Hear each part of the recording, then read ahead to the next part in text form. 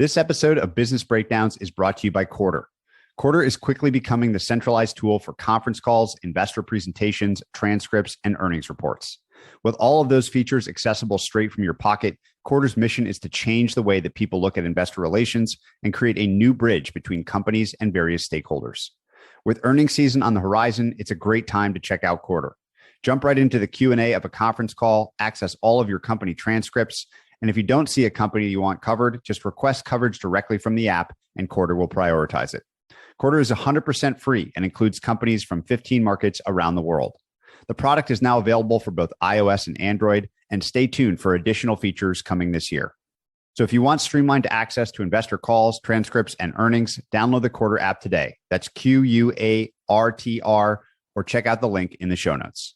This episode of Business Breakdowns is brought to you by Brex.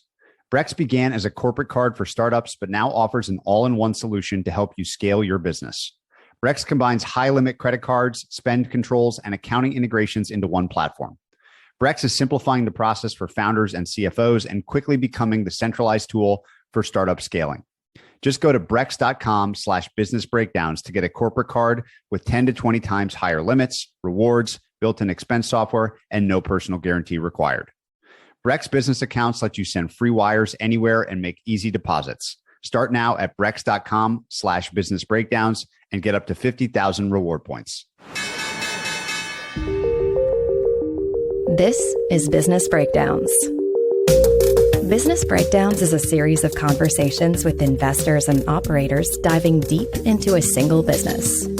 For each business, we explore its history, its business model, its competitive advantages, and what makes it tick. We believe every business has lessons and secrets that investors and operators can learn from, and we are here to bring them to you. To find more episodes of Breakdowns, check out joincolossus.com. All opinions expressed by hosts and podcast guests are solely their own opinions. Hosts and podcast guests may maintain positions in the securities discussed in this podcast. This podcast is for informational purposes only and should not be relied upon as a basis for investment decisions. Today, we're breaking down the cloud and SaaS trailblazer Salesforce. Founded by Marc Benioff in 1999, Salesforce has grown rapidly to become the global leader in the $100 billion CRM market. The business has 150,000 customers, including 90% of the Fortune 500, and is currently valued north of $270 billion. To break down Salesforce, I'm joined by Matt Garratt, general partner at VC firm CRV and former head of Salesforce Ventures, where he led investments in companies like Snowflake, Twilio, and Zoom. In our conversation, we discussed the attributes that make Marc Benioff special, how he pushed against convention to usher in a new era of cloud-based businesses, and ways in which he has built a world around Salesforce's product lines. We also cover decision-making in the company, why its culture derives from the beaches of Hawaii, and how it's transitioning from builder to buyer. Please enjoy this breakdown of Salesforce. Okay, Matt, so this is going to be an extremely wide-ranging and deep dive into Salesforce, the business, its history, what made it unique, how it was a pioneer. There's just so many different avenues that we could go down. Maybe you can begin just by giving us a level set on what Salesforce is, what it does for customers, and some numbers around the scope and scale of the business today. Put it simply, Salesforce is pioneer in CRM, which is customer relationship management. So everything they do is really centered around customers. So effectively, it's a customer database that has workflow on top of it. It started with Salesforce automation. Salesforce automation is if you have a large enterprise sales team, multiple people, everyone's talking to lots of customers. You want to make sure everyone's not stepping on each other's toes. You want to know where deals are in the pipeline, how big they are, when you expect them to close. That's what Salesforce automation, that was the first product. And then extended into service, customer service. You call, you have a complaint. If you're internally, you need to log a ticket. That's a customer touch point. You want to keep track of the fact that that customer called, and extend into things like marketing. Marketing is essentially a database of customers, and you're sending emails, texts, and other things to reach out to the customers. And also e-commerce. If you're building up an e-commerce website, you have customers that are coming in, they're transacting, they're buying stuff. You want to keep track of who they are. So if they do return it and you kick it over to Service Cloud, you can keep the customer service module, you can keep track of that. So it's really all the touch points of a customer journey through an enterprise is what Salesforce does. And give us just a sense of if they're governing that whole journey programmatically and as a workflow, what does this add up to in terms of just revenue of the business? Obviously, it's a huge market, but just level set us there on how big the scope of this thing is today. Salesforce is massive. So this CRM category, broadly speaking, it's a $100 billion market today. Salesforce has about 20% market share. So if you look at their Q2 numbers, Salesforce did about $6.3 billion in revenue. That's up 23% in year-over-year growth. They've given guidance that they'll do about $26 billion of revenue this year. And so it's really amazing if you look at each of the individual products that we kind of walk through, the sales, the service, marketing, like the size of those. Each of those could be public companies. The Sales Cloud, which is the Salesforce automation, that's a $5 billion business. Service Cloud is a $5 billion business, and actually bigger and growing faster than Sales Cloud. Salesforce jumped 53 places in the Fortune 500 list to 137. So they're still, even at that scale, which is impressive. I mean, just think about it, that scale still growing that quickly. They have over 150,000 customers. 90% of the Fortune 500 is a customer. If you have a sales team, a large sales team, you use Salesforce. And they're forecasting that by the end of 2025, fiscal year 2026, it'll be a $50 billion revenue business. How would you describe the fundamental equation of the business from a revenue standpoint, i.e., like if it's going to grow in revenue in the future, that revenue growth is going to be driven by a couple variables, the customer, how much they pay, how many apps they use. If you had to break the revenue model down into an equation, how would you think about that? Their revenue model is commonplace now, but they pioneered the SaaS or the subscription model. So for every dollar of bookings you get, that kind of goes on in perpetuity. And so that's assuming that you retain that customer. Salesforce has about 90% retention. And so that just kind of goes on in perpetuity. If you look though over the years, that customer generally expands. So they actually have over 100% retention. So when you look at subscription models, the key formula is like for every dollar of sales and marketing that you put into the business, you want to get a dollar of bookings that kind of goes on in perpetuity and continues to expand. So the issue is you're basically on these SaaS businesses, you're spending sales and marketing today for a booking that you don't fully realize that revenue because you're recognizing the revenue ratably over that year. So you're kind of spending ahead of sales and marketing. And that's why the SaaS businesses often will have lower operating margins. The Salesforce operating margins around 18%. But the cash flow profiles are actually pretty good because you do get to collect cash up front. And so their cash flow margins around 16%. If we think about the basic revenue model as, okay, this is kind of like a sales operating system. If you're a sales professional, like this is the system, whole bunch of apps on the operating system that Salesforce has either built or bought to offer its customers. Obviously, you want a customer, you want to convince someone to make this their operating system for how they run their sales organization. And then you sort of buy or build additional apps, if you will, and charge incrementally for those apps that allows you to have higher than 100% net dollar retention. Is that the basic idea? Yeah, that's right. I mean, the software itself has a high gross margin. So 70% plus 73% gross margin. So there's no incremental cost for delivering the software. And so once you get a customer, you can expand two ways. You can expand either by Salesforce price, for the most part, based on the number of seats or users. So you can expand within the enterprise. So you land with Salesforce, the Salesforce automation, you expand seats. The second way is then you buy additional products. You buy the service module for customer service. You buy the marketing solution for like email marketing. You buy the e-commerce. And so that's how they kind of land. And the thing also that we might want to get to in a minute, what really ties all this together is also the platform. So Salesforce is both, call it a contact database for customer data, but it's also the workflow that you can build simple internal workflows. So it's basically this very flexible database where you can build a lot of different workflows on top of it and connect all your applications together. Yeah, it's sort of programmable in an interesting way. I want to come back to set this topic aside, but I'll hint at it now, which is the ways in which Salesforce has built a world around itself for third-party developers. I think Marc Benioff actually literally coined the term App Store or had it trademarked and gave it up so Steve Jobs could use it. So there's lots I want to talk about there. The stage that I think we need to set is the very unique history of this business. You've alluded to a couple of the key early points, which is that it was effectively the first SaaS business.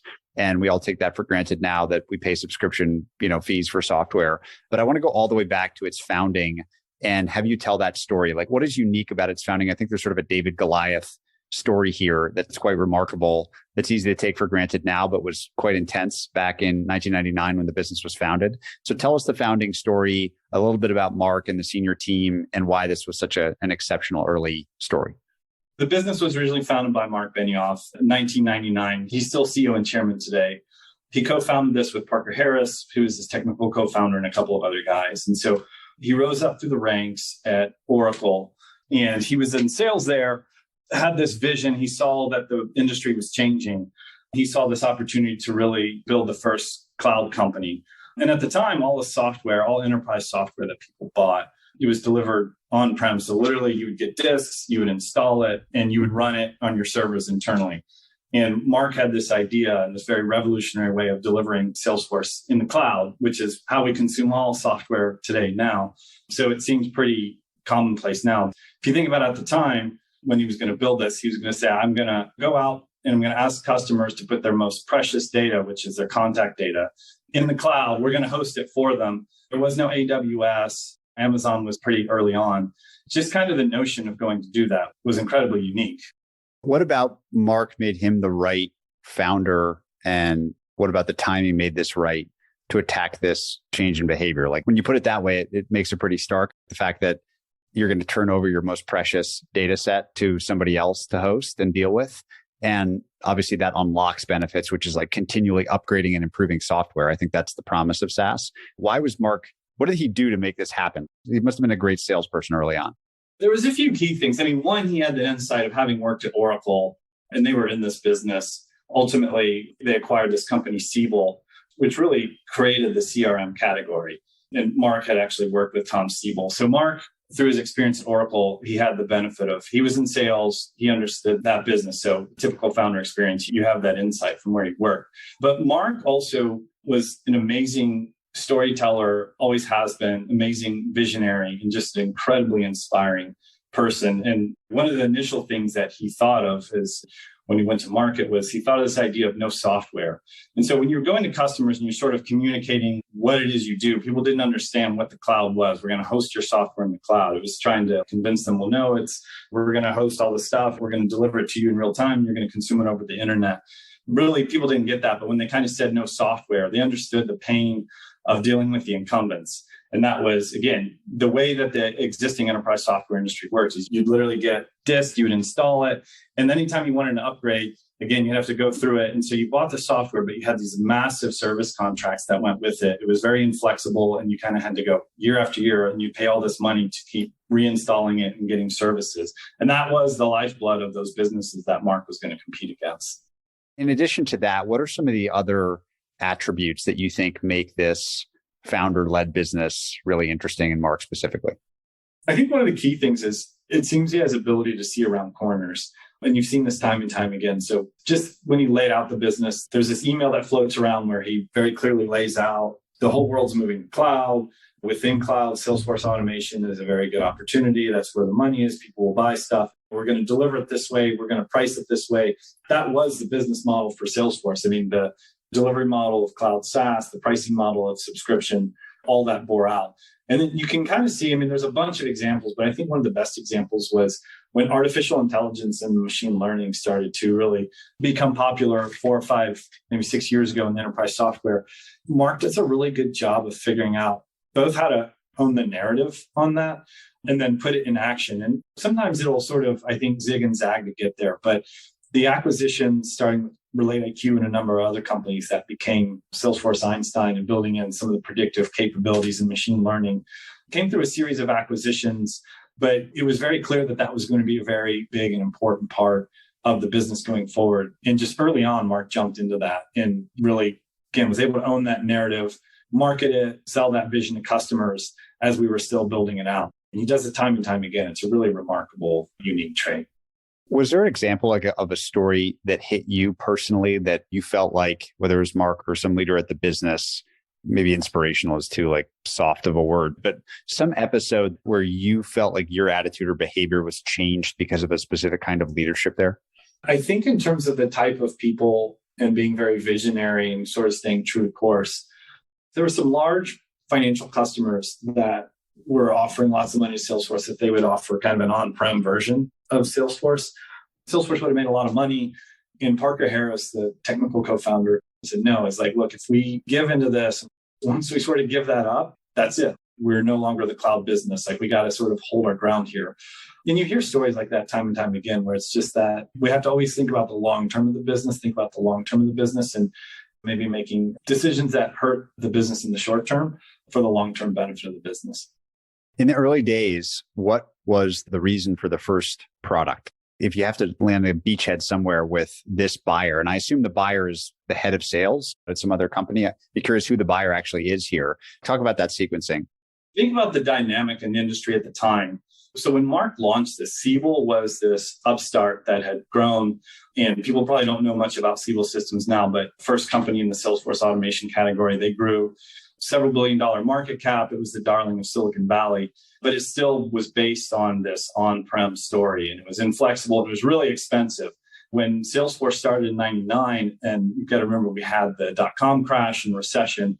So when Salesforce went out to sell, they came out. There's a lot of different value propositions that they could have sold initially in terms of you get real-time updates and all these other benefits. But the biggest was it was a lot less expensive. And so if you think about at the time, they were actually going to CFOs, and the CFO would say like, look, and they're also going after SMBs, which is a pretty creative way to go after the market. People were typically not focusing on small, medium businesses at the time.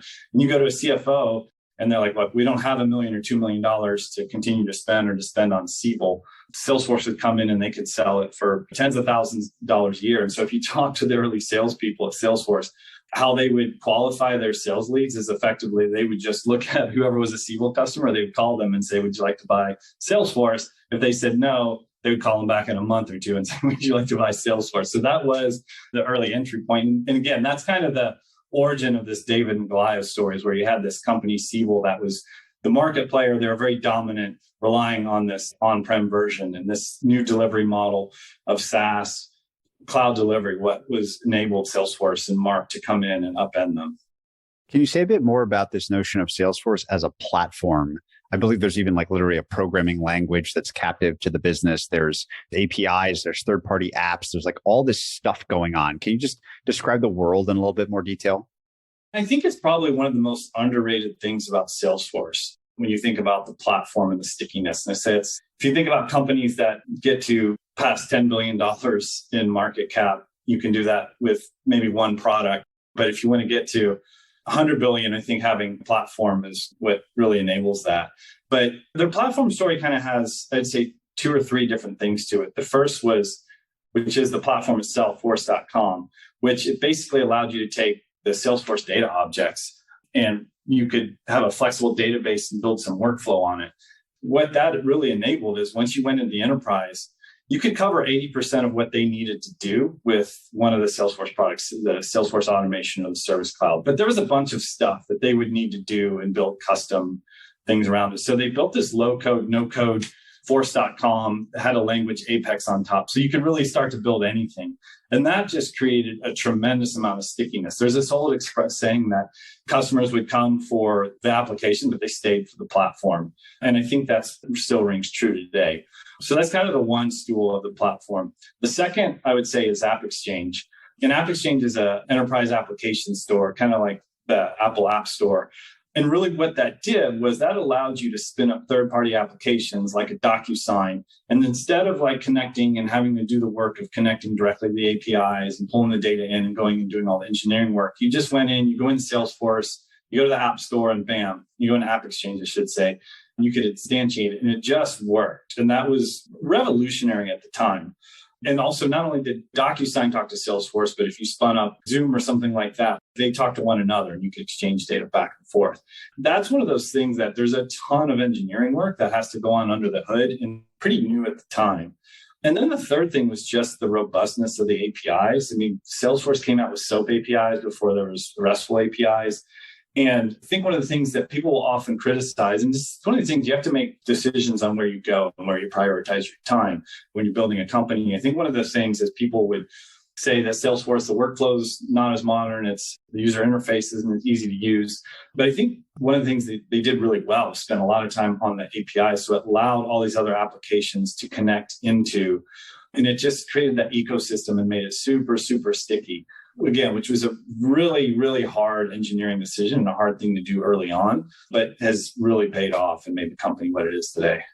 If I think about the foundation of the platform itself, it seems like it's this data model that is sort of the single source of truth for information about your customers. So if all of these other things sit on top of that data set, if you will, it'd be interesting to hear a bit more about what that data model is. How do you think about the core database that sits at the bottom of the Salesforce ecosystem for each of its users? So if you think about the core database, I mean, it's a pretty flexible, you can customize that and put anything into it you want. So a good example of that would be a company like Encino. Encino was built on the Force.com platform. And if you talk to Pierre, the CEO, and ask them why they were so successful, one of the big reasons was, A, you had that trust and security of being able to go into banks and trusting that it was built on the platform. But the second thing was just their ability to get all the innovation and technology that Salesforce was developing and build that. And so what Encino does, though, it's a loan origination system. So for commercial loans, basically it stores all the loan information, all the customer information to approve commercial loans. I mean, it does a lot of other stuff, but at the basics. So the model's flexible enough. You can store sort of any sort of workflows and data in that and build companies on top of that. Vivo is a public company, sales application for the pharmaceutical industry. You have kind of unique workflows in there that you don't have in a typical sales workflow. So you could kind of build it for almost any industry. How do you think about the transition in their history from builder to buyer? It seems like in the last 5 years, a lot of their app growth, I'll call it, or their product growth has been things that they've acquired or enabled, like you said, with MuleSoft by things that they've acquired. This is like a cool capital allocation story and history here. What is the genius behind it? Why does it work? A lot of credit to Mark. He hired John Smorjai, who actually was my boss for 8 years while I was at Salesforce. And they started out doing a number of smaller acquisitions, talent acquisitions, and built up that muscle over time. Probably one of the more early significant acquisitions was they acquired Instranet, which was founded by Alex DeYoung, who ended up being the chief product officer for Salesforce. That was the foundation where they built out their second biggest cloud, which became Service Cloud. So Alex was a tremendously talented person. They acquired Instranet, and between that and Alex also built a bit of that out. And then they kind of went through this phase where they acquired other companies and trying to smaller scale assets to build out the next products, whether it was marketing or some of these others. It wasn't until like 2013 when acquired ExactTarget, which was the marketing automation solution that became what is known as Marketing Cloud. So that's simply, it's a database. If you're Gap or someone like that, and you're sending emails to all your customers, they power the email engine and the customer database behind that. And so that really laid the foundation of acquiring large scale assets. That was a public company at the time. It was led by Scott Dorsey. It was a $2.5 billion acquisition. That really laid the foundation of the acquisition strategy, which kind of had 2 or 3 prongs to it. One was continue to acquire innovative technology and teams that are developing really unique stuff. And so a lot of the Einstein and artificial intelligence, those teams that built a lot of that for the Einstein came in through acquisitions. But then the other end of it was when you're kind of going into new categories, if it was going to go into e-commerce, that was something where we didn't have the expertise there. We didn't have executives that knew how to run that. Those are really, really long builds. So Salesforce could go in and buy market leaders, did that with Tableau on the analytics side. That's been many times Salesforce has expanded and gone into big new markets. It's generally been through acquisition. What can we learn about Salesforce's especially early story? And I'm thinking about Dreamforce specifically. So I'd love you to describe what Dreamforce is and its own story. But this idea of building trust with customers early on seems critical. You already referenced this idea of if they're going to hand over their most precious data, there's got to be a lot of trust there. What can Salesforce teach us about new companies building trust with very big customers to do something new? Trust is, when you're at Salesforce, you always say trust is number one value. It manifests in a number of different ways. Mark believed that the model was companies could churn off of this. It wasn't this on-premise that was installed that was really sticky, hard to get rid of. They could churn off. It was a subscription model. They paid monthly or yearly.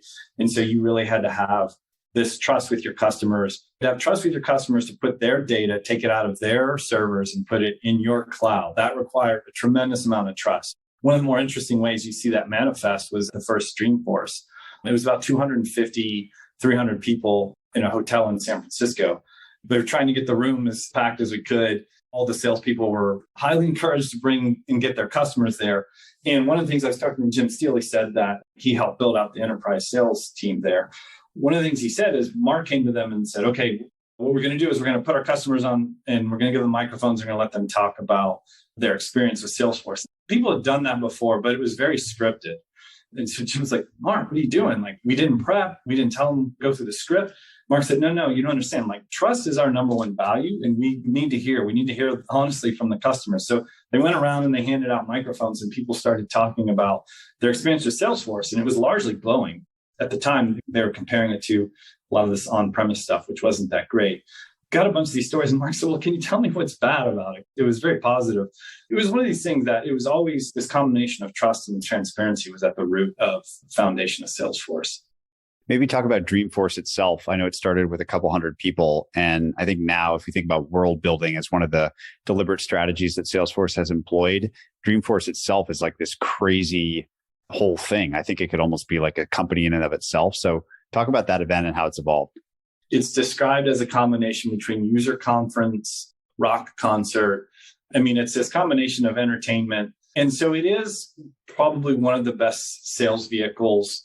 You have your top customers come in, and it's a good way to close business for sure. But I think also one of the more important things and one of the understated things that what we would do a couple of days before Dreamforce, the whole company would go to Moscone or someplace like this, and Mark would do a dry run of Dreamforce. And the whole company could see it. It was televised as well. And what I realized too is that Dreamforce is like one of the most amazing demo days because every time you're highlighting what the new products are.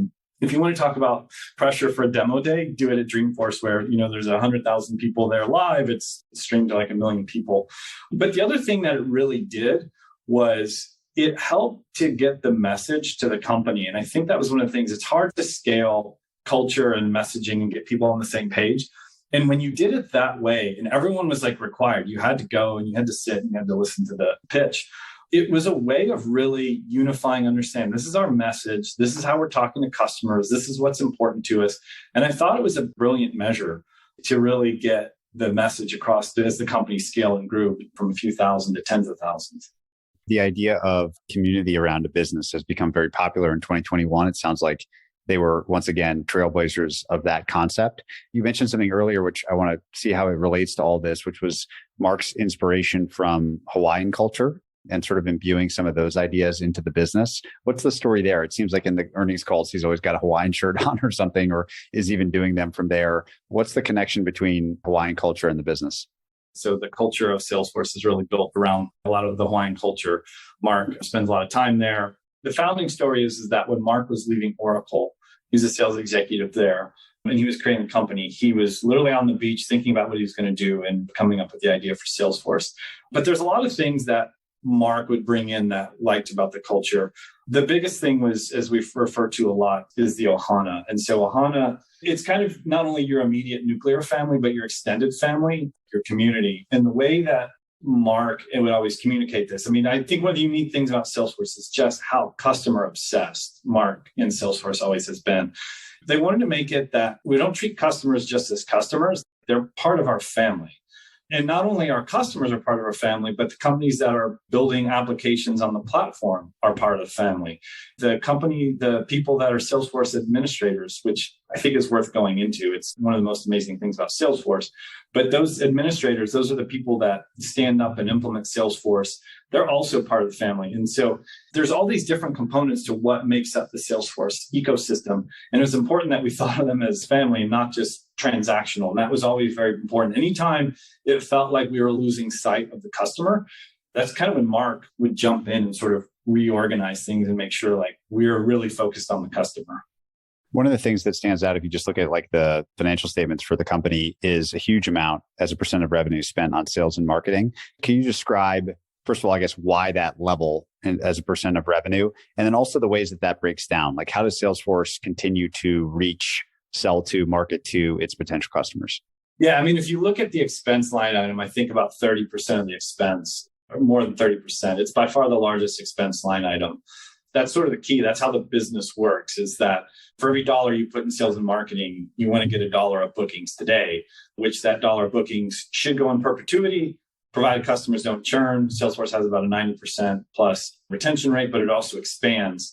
And so that's kind of the engine. And sales and marketing spend is always ahead of where revenue is, because you book revenue, but then you recognize it ratably over the year. So that is the engine that keeps Salesforce going. And if you look at any SaaS business, typically they'll have about 15 to 20% of their employees are not only sales and marketing, but like quota carrying AEs. Like that's pretty much, oddly, it comes out around 17%. And if you look at companies in any SaaS business that's a high growth, in the early days, they might be spending 50 to 75% to 125% of their sales and marketing expense as a ratio to revenue, could be like 50 to 125%. That's the engine that keeps driving SaaS businesses. If you think about back to the idea of it being a platform and thinking to the future of its growth, you obviously have to land a customer. It's kind of a per seat model. The cost per seat I'm thinking of as how many apps or how many functions does the customer use in their day-to-day workflow and their day-to-day life. To grow, you need more customers, you need more apps and maybe higher prices. As you think about what will drive that in the future, how big do you think this can get? They seem to have swallowed, I'm thinking of Slack here, for example. There's a lot that Slack does that's beyond CRM. I'm not a salesperson. I use Slack as my communications operating system. Is their ambition all things business workflow? Like, is that the way to think about what's become their addressable market? Yeah. I'll give you my perspective. And if you look at the evolution of Salesforce, CRM and enterprise software, it very much was this database of contacts with some workflow on top of it. Then that started to evolve. And then it became like multi-line of business. It wasn't just sales, it was service, it was marketing. You had to have MuleSoft, so all that data connected. But then you started to get more into what I'd say like systems of intelligence and systems of engagement. And that's where you start layering in AI, machine learning. And that's where you start to think about more modern forms of collaboration and interacting with software. So one of the things about enterprise software in general is these are big applications. You got to log into something, you got to go through a few tabs or click down on a few things. So it's not this super really efficient, high transactional way of getting in and out and getting the information you want. So companies started really thinking about how do you engage with voice? How do you engage with messaging? So some of the things that Salesforce did was it did acquire Quip, and with that got Brett Taylor, who's Marc's number 2 right now. But Quip, if you think about Quip, people think of it as Google Docs. It's really a lot more than that. It's a collaboration canvas where you can take, where do people do work? People do work in spreadsheets, they do work in documents like Quip. So you can take components of Salesforce and other enterprise applications and have two-way sync. If you're just collaborating around a customer and you're writing notes and you're going back and forth and you have messaging built in, you want to have parts of the Salesforce like, how big's the account? Oh, well, let's change it. I think the account's going to be more. I think it's qualifying the opportunity. So you want that collaboration in the places where you're doing work. And I think that's incredibly important. That's what Quip was pulling that enterprise functionality in there. And that's kind of what Slack is too, is like, how do you communicate with your friends? How do you communicate internally? You message, you text, and that's what Slack is. So if you think about Slack today, it is internal communication. There is some enterprise workflows that you can do on top of it, but you can imagine that being how customers engage with Salesforce. You don't need to go into the application, log in and go through all these tables. You just want to say like, you want to ask about an opportunity. You just want to Slack it. It's really quick. It's efficient. You get the information out that you want. That's kind of where things are. And then now as you think about where enterprise software is moving, it's really become very data centric, and data is the gravity, I think, of enterprise software. And so now you have all this data, it's in these databases, you have MuleSoft. So now you move data around the enterprise more fluidly. You want to be able to take actions on it. You want to be able to visualize it. As we've gotten better tools to manage data at scale, that's where things like Tableau become really transformative, because now if you look at the productivity gains versus enterprise software spend, it hasn't been that great. We've been spending more and more money on enterprise software for the last 2 decades, but the productivity gains haven't been that great. And a lot of the reason for that, if you look at any reports, is because all the enterprise software solutions have been kind of siloed. So it may help that line of business, but it doesn't roll up to C-suite, doesn't roll up to COO, CFO. And I think that's what's changing. Again, tools like MuleSoft and better databases and tools to manage that data. Now you can roll it up. You can put it in something like Tableau and you get this full view of the business. So you can see you can look at sales and marketing and how that's spent and do these trade-offs. So now the COO, CFO, CEO are kind of looking at the whole business holistically. That's been sort of the big areas of expansion for Salesforce over the last few years. And that opens up when you have a platform, when you have analytics, it just increases the TAM massively. If you think about how the business itself is run, and you were there for a long time, so you have sort of an inside view of the operating system of the business, which itself is then an operating system to so many others. How were priorities set and built and followed through on? Like if you had to describe sort of the operating cadence and how decisions were made at Salesforce, how would you do so? So one of the things that Marc pioneered was this thing called the V2 MOM. Basically, it was you set out all the priorities. It kind of started with Marc, and then it would trickle down to all of his directs, and the next. So everyone in the company had to fill out the V2 MOM, and a lot of other enterprise companies have adopted it. And this was one of these things that we would revisit 2 or 3 times a year. Not only did it have to be in the V2 MOM, but it had to be prioritized. You couldn't just have a list of stuff, and it couldn't have this infinite list of stuff. You had to have a reasonably small list of stuff, and it had to be prioritized. That was really the guiding light and the guiding tool of how things were prioritized and decisions got made at Salesforce. How would that feel in practice? What was the actual exercise that you had to go through? Let's say you personally. Just bring this to life for us a little bit. This V2 MOM thing sounds interesting. So in the V2 MOM, every year you'd go back and you'd basically look at, I ran Salesforce Ventures. When I first started, we were investing about $10, $20 million a year. When I left, we were investing about $1 billion a year and had $4 billion on the balance sheet. So the reason I say that is if you think about the vision for Salesforce Ventures, it certainly changed tremendously over the years. It started out as very tactical. It wasn't very visionary. And by the last, it was like, we want to be the best enterprise software investor. And so that was your vision. And then you would have the values, which were kind of like your top 3 or 4 high priorities. And you'd get together with your team, and we'd often do offsites, and we would kind of brainstorm around this. And you'd set the values, and then you'd go down and you'd set, okay, what are the methods? Like, how are we actually going to accomplish this? And then you would think about what are the obstacles to that? And then what are the measures? So the measures is important because you actually had in Salesforce, you would update this. And these are the things you're going to accomplish. And we're going to do X amount of investments, or we're going to return X amount of dollars this year. And so you would go back and update that periodically through the year. And at the end of the year, that's how you were measured on. I think one of the other interesting things about the V2 MOM too, though, was, and it kind of goes back to this thing of trust, transparency, and the culture of Salesforce, was we would do an executive offsite every year. What we do is we break out in groups of 10, and we would always call Hack the V2 MOM. This was televised throughout the whole company. So you had 200 or 300, 400 out of 50,000 employees, 200 or 300, 400 execs in a conference room. And we would do the Hack the V2 MOM. And this was one of Marc's big things. And he'd promote this. You would kind of start by saying, what should we stop doing? What should we do more of? Or what should we start doing? And people would come up and they were free to criticize any part of the business. And that was like one of the biggest parts of those executive offsites. And there was no sacred cows. Like, you could be a reasonably junior person, stand up and say, I think this is dumb and we shouldn't be doing this, and we've lost sight of X, Y, and Z. And Marc would sit there and take notes and talk to the executive team around him. And that was one of the big ways that the V2 MOM also had a little bit more teeth to it.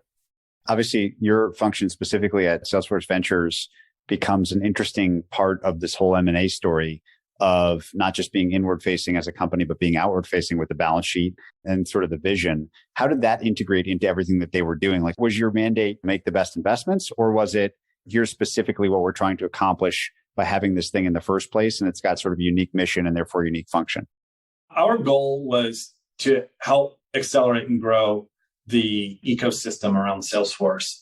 In the early days, it was a little more tactical. And so we would start by investing in system integration partners and investing on companies that were building on AppExchange. But as we got further and further into it, it was very different than M&A.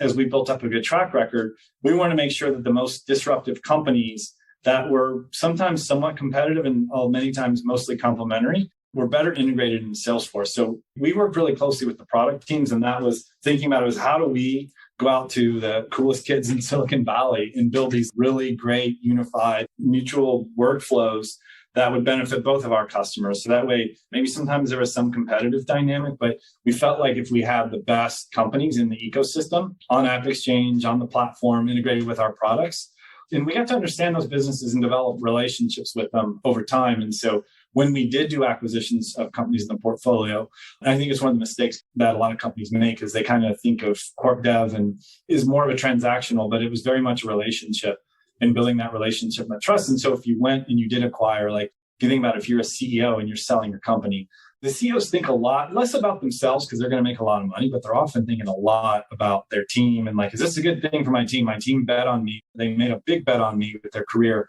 The absolute dollars, while important, becomes a little less important. And you start to think about what's the legacy I'm leaving behind? Am I setting my team up in a good place? And so if you have that relationship, and one of the biggest drivers of how we assessed M&A at Salesforce was like, is this a good cultural fit? Will this team fit here? Will this CEO be a good fit? That was mutually beneficial for both sides. So the investment arm was definitely not a pipeline for M&A, 300 or 400 investments. There's only a handful that Salesforce acquired, but it certainly informed it. If you think about the challenges potentially that the business faces, it's kind of a funny category because the revenue growth's been kind of nuts. But nonetheless, you have a David and Goliath story at the beginning where it was David, now it's Goliath. What are the Davids today? What sorts of threats do you think the business faces looking forward? I think if you look at Salesforce for the next 5 years, wouldn't have to do anything. And the company's still going to hit its numbers just based on the SaaS model, the sales team, and the quality of products that they have today. So I don't think there's anything that upends them in the near term. I think there's kind of 3 levels. Where they do have the most space, the most competition today is really in the SMB end of the business. As Salesforce has increasingly become an enterprise-focused business, you have kind of this next generation of smaller businesses that are easy to sell, easy to implement, easy to get up and running. And that's kind of a easier, quicker, faster sales motion that Salesforce just isn't as good at. I don't think any of those companies are really going to bend Salesforce, mostly nip away at the margins and maybe erode a little bit of market share. Where you get disrupted, it's where you have asymmetric forms of attack. And that's what Salesforce did to Siebel, as I mentioned. Siebel had this on-premise business model that was reliant on all the services around it. And they got these huge services contracts. So not only was there this technical moat of delivering it in the cloud that they would have to overcome, but then there's no incentive for it. They would have had to disrupt their own revenue and their own business model. So that's just really hard for them to do. So areas that I think are pretty interesting, as I mentioned, is data, I think, is the gravity of enterprise software. Increasingly, what you're seeing is with the advent of cloud data warehouses, more and more companies are pulling a lot of the data and they're pushing it into their cloud data warehouse. And then there's kind of solutions coming out that allow you to pull it from all your enterprise software applications, wherever it is in the enterprise, suck it all out, put it in Snowflake or Databricks or one of these cloud data warehouses, run your analysis, and then you can push it back into the enterprise software. You can push it back into Salesforce or Zendesk or whatever. And that kind of like erodes a little bit of the value and the data gravity that those things have. And you kind of extrapolate on that a little bit more. You're starting to see applications that can be built that are going to integrate directly with the cloud data warehouse. And there's things that what I gather that Snowflake is doing that's going to allow you to like build an application and let customers keep all the data in their cloud data warehouse, and the application just hits the data there and does work there. Those sorts of things can be very disruptive, I think. I think another area is if you think about the forms of attack or how you go to market, going up through the developers is also another area. And so there's this advent of open source and Jamstack, which are you're basically engineers and developers are adopting technologies themselves. You don't even have to sell to them. They find out about it through their communities and they start building stuff with it. And then they can build enterprise applications and then give it to their line of business. So this is kind of what Twilio does. Twilio has a call center solution. They have SendGrid, which has some lightweight marketing automation. The engineers can start to use that. They can build their own marketing automation, their own CRM stuff, and then give that to their line of business. That's a very disruptive way of going about the market. And then you extend that some of these open source projects that have these large communities of tens of thousands, hundreds of thousands, even millions of users. Companies like Vercel that can build websites. Your engineers building a bunch of the internal websites to give it to the marketing team. It has a front end editor. You can edit the website however you want. And suddenly you look at Adobe sees that their AEM product, there's an enterprise and 70% of the website is running off of something like Vercel or something like that. That's pretty disruptive to Adobe. Like they don't even see it coming. It's coming up through the engineering team and they go and renew the contract. And the team's like, we don't really need to pay you the $10 million a year we do because we're only using it for 30% of our website. Why don't we renegotiate this contract? So I think those are the areas where that could ultimately disrupt some of these companies.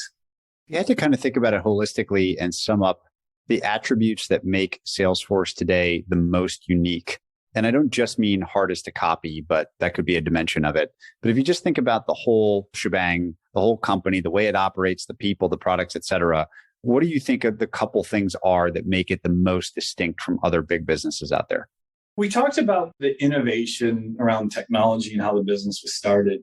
I call this a company with a soul. I mean, when they launched the company, when they started with this 1-1-1 model, and this was like integrated philanthropy, donate 1% of your time, 1% of your product, 1% of your equity to philanthropic purposes.